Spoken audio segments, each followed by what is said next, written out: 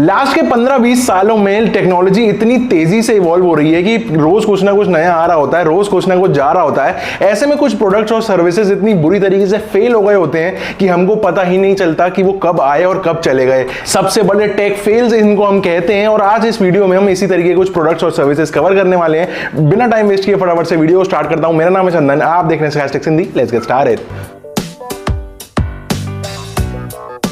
Number 7 पे है Windows phone. Windows phone एक टाइम पे इतना ज्यादा सक्सेसफुल था, मार्केट में तहलका मचा दिया था, क्योंकि विंडोज ऑलरेडी एक बहुत सक्सेसफुल ऑपरेटिंग सिस्टम था डेस्कटॉप्स के लिए, नहीं अभी भी है।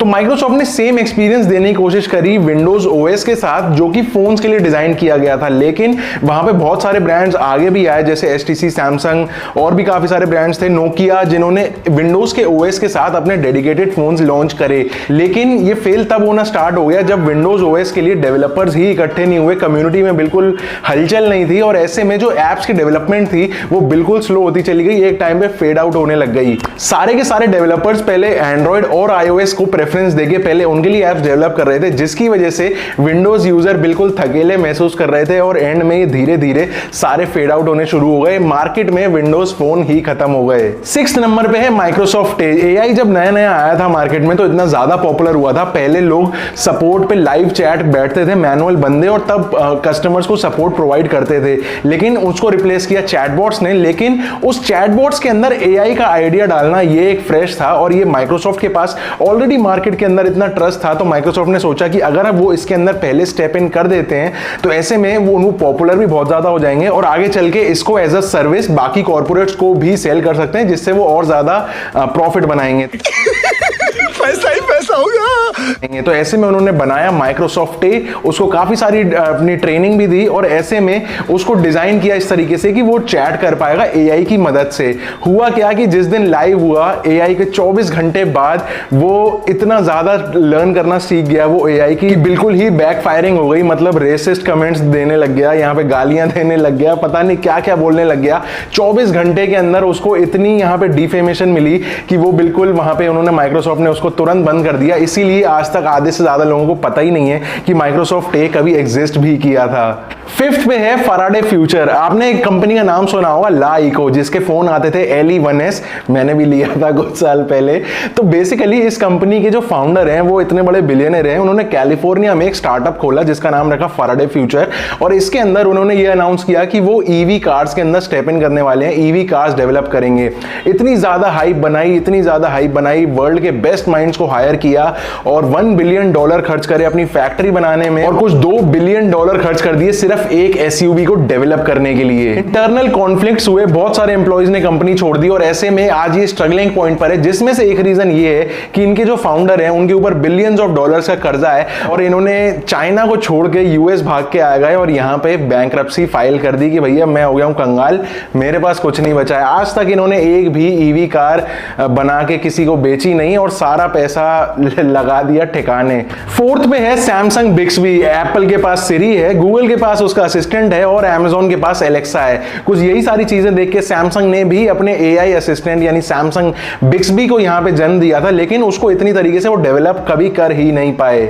हाल ये हो गया था कि सैमसंग ने अपने सारे फ्लैगशिप फोन्स के अंदर सैमसंग बिक्सबी का एक डेडिकेटेड बटन देना शुरू कर दिया था, लेकिन सैमसंग S10 एक लास्ट फोन था जिसके अंदर ये वाला बटन इन्होंने देने की कोशिश करी, क्योंकि इनको ये रियलाइज हो गया था कि इसकी वजह से लोग इनसे हटना शुरू हो गए हैं।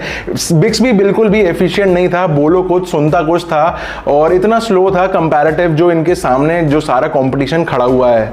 अल्टीमेटली बिक्सबी के साथ बहुत सारे इश्यूज थे, और सैमसंग को ये बहुत टाइम पे रियलाइज हो गया कि इसको घसीटने के चक्कर में कहीं हमारी लाइन, फ्लैगशिप लाइन ही घसीटना ना शुरू हो जाए।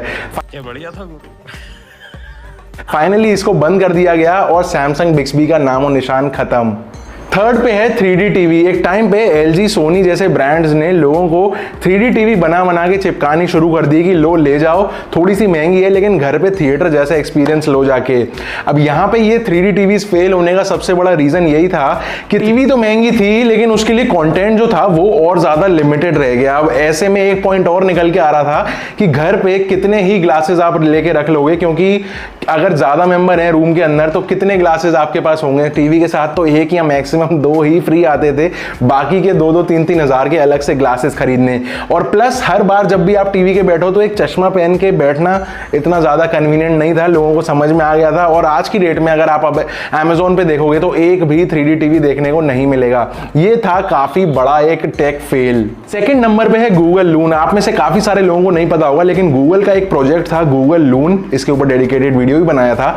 बेसिकली ये क्या करना चाह रहे थे कि रिमोट एरियाज के अंदर इंटरनेट की कनेक्टिविटी प्रोवाइड कराना चाह रहे थे, लेकिन तारों से नहीं बल्कि बलून से। यस, बहुत इंटरेस्टिंग है। बेसिकली सारे बलून्स हवा में तैरते और हर बलून की जो फ्रीक्वेंसी है या जो आप कह लो रेंज कैप्चरिंग है, वो एक नॉर्मल मोबाइल टावर से 200 टाइम्स ज्यादा होती। ऐसे में इन्होंने काफी सारी टेस्टिंग करी अलग अलग जगहों पे, कुछ सक्सेसफुल भी रहे, कुछ अनसक्सेसफुल भी रहे। लेकिन यहाँ पे प्रॉब्लम क्या निकल के आई, तो जब ये इसको लार्ज स्केल पे बनाना चाह रहे थे तो टर्न्स आउट की सिचुएशन कुछ ऐसी बन के आई, जब हेवीली टेस्ट इसको इन्होंने करना स्टार्ट किया तो ना तो इनको मैन्युफैक्चरर्स मिल पाए जो इनके सारे ही जो उसके अंदर प्रोडक्ट्स लगे हुए हैं, जो पार्ट्स लगे हुए हैं उसके ऑल्टरनेटिव सस्ते में बना पाए, ना ही इनको पार्टनर्स मिले जो कि इंटरनेट की कनेक्टिविटी को हर जगह पे पहुंचा पाए। क्योंकि यहाँ पे ये जो इनके बलून्स हैं ये हवा में घूमते और मल्टीपल थाउजेंड्स ऑफ बलून्स यहाँ पे घूमते रहते अर्थ के चारों तरफ, और ऐसे में क्या ही सीन निकल के आता पता नहीं। लेकिन यहाँ पे ये चीज़ बिल्कुल इनकी कामयाब नहीं हुई क्योंकि इनको पार्टनर्स भी नहीं मिले और यहाँ पे कॉस्ट इफेक्टिवनेस नहीं निकाल पाए। अगर कॉस्ट इफेक्टिवनेस निकल जाती तो ऐसे में जो नॉर्मल आप जैसे मेरे जैसे कंज्यूमर हैं उनके लिए जो रिचार्ज पैक्स थे वो आसान हो सकते थे, लेकिन वो बहुत ही ज़्यादा मतलब करंट वाली सिचुएशन से भी बहुत ज़्यादा महंगा जा रहा था। अब ये जो गूगल लून था इससे फार बेटर था यहाँ पे स्पेसएक्स का जो स्टारलिंक है, या फिर जो अपना अमेजोन का प्रोजेक्ट कुइपर है, या फिर एयरटेल का वन वेब है। ये जो सैटेलाइट वाली इंटरनेट कनेक्टिविटी है वो फार बेटर निकल के आ रही थी गूगल के लून वाले प्रोजेक्ट से, इसीलिए फाइनली गूगल लून को भी शट करना पड़ गया। नंबर 1 पे है मेरी तरफ से ब्लैकबेरी, ब्लैक भी पहना हुआ है। एक टाइम पे सबसे ज्यादा ब्लैकबेरी एक हाइप्ड ब्रांड था। मेरे पास भी एक ब्लैकबेरी कर्व था जो मैं दिल्ली के राजीव चौक की मेट्रो पे चोरी हो गया। कैन यू बिलीव इट, 2011 में ब्लैकबेरी का मार्केट शेयर 33% था। मतलब हर 3 मोबाइल ओनर्स में से एक फोन ब्लैकबेरी का था। मतलब अगर एक फैमिली में मियाँ बीवी और बच्चा है और उसमें से एक के पास ब्लैकबेरी है तो बताओ किसके पास होगा। मेरा बेस्ट गेस है बीवी, क्योंकि उसके आगे किसी की नहीं चलती। और 2020 के अगर ट्रेंड को देखें तो यहाँ पे जो ब्लैकबेरी का मार्केट शेयर है वो 0.01% बचा। मतलब बच्चे को भी नहीं मिला। अगर ब्लैकबेरी का जो सबसे मेन फीचर देखें जो तब वहां पे उसको हाइप पे लेके गया था वो था BBM, और इसी की वजह से काफी सारे लोग उसकी तरफ अट्रैक्ट होते थे। BBM के इवन स्पेशल वाले रिचार्ज प्लान्स भी आते थे। BBM का स्पेशल रिचार्ज कराना पड़ता था जिससे हम BBM यूज कर पाए। लोगों को ये पसंद आ रहा था कि यहाँ पे जो कनेक्टिविटी है वो काफी ज्यादा प्राइवेसी रहेगी। अगर सामने वाले की BBM ID है तो ही हम उससे कॉन्टैक्ट कर सकते हैं, या फिर कोई हमसे तभी कॉन्टैक्ट कर सकता है जब हम उसको अपनी BBM पिन या ID दें। फेल होने का फर्स्ट रीजन ब्लैकबेरी के लिए यह था कि उसने मार्केट कंडीशंस के साथ में चेंज होना एक्सेप्ट नहीं किया। बेसिकली 2007 में जहां पे एप्पल अपने टच फोन्स लेके आ गया था वहां पे ब्लैकबेरी अभी भी कीपैड वाले फोन्स के साथ स्टिक था, लेकिन वो प्रॉब्लम नहीं थी। प्रॉब्लम यह थी कि जैसे जैसे बाकी कंपनीज आगे फॉरवर्ड हो रही थी टच फोन्स के साथ, ब्लैकबेरी सेम उसी चीज को ही बस बाहर के ढक्कन बदल बदल के बेचना चाह रहा था। कोई मेजर अपग्रेड नहीं मिल रहा था, ना ही फोन के स्पेसिफिकेशन में ना ही फोन के फॉर्म फैक्टर में। ये काफी ज्यादा वहां पे उनको बैकफायर मार गया और इसी की वजह से यहां पे ब्लैकबेरी का एक ट्रेंड जो है वो एक डाउन स्लोप पे आना शुरू हो गया था। सेकेंड पॉइंट यहां पे निकल के आया कि कस्टमर्स की ना सुनना। एक तरफ जहां एप्पल और नोकिया जैसे ब्रांड्स कस्टमर की सुन के उनको अडॉप्ट करके चेंजेस कर रहे थे अपने प्रोडक्ट्स के अंदर, वहीं पे ब्लैकबेरी अपनी तान में बैठा हुआ था कि भाई मेरा तो BBM बिक रहा है, मैं यही बेचता रहूंगा और इसके अलावा कुछ और इसमें डेवलपमेंट्स नहीं करूंगा। तीसरी चीज निकल के आएगी, एक तरफ एंड्रॉइड और iOS के लिए भरमार थी एप्स की, वहीं पे ब्लैकबेरी OS के लिए बहुत ही लिमिटेड, और बल्कि जो मेजर एप्स थी जैसे कि व्हाट्सएप वगैरह वो भी बहुत ही लिमिटेड वाले मॉडल्स के अंदर आ रही थी। सबको ये सारी फैसिलिटीज देखने को नहीं मिल रही थी, इसीलिए ग्रेजुअली लोगों ने डिसाइड करना शुरू कर दिया कि अब वो वहां से कट के ब्लैकबेरी छोड़ के नेक्स्ट फोन सीधा दूसरे ही ब्रांड्स के अंदर अपग्रेड करते चले गए। तो ये कुछ थे सारे टेक फेल्स मेरी तरफ से। आप मुझे बताओ आपके लिए बेस्ट टेक फेल कौन सा लगा और इसमें आपको कितने पता थे कितने नहीं पता थे। और अगर इस तरीके की वीडियोस आपको पसंद हो तो नीचे मुझे कमेंट करके जरूर बताना। इस तरीके की वीडियोस आगे भी मैं बनाने की कोशिश करता रहूंगा। फिलहाल के लिए इस वीडियो में इतना ही था। वीडियो पसंद आई हो, थोड़ी सी वैल्यू मिली हो तो एक लाइक का बटन जरूर दबा देना। मिलता हूं आपसे अगली वीडियो में, तब तक के लिए स्टे सेफ, स्टे sarcastic, सी या।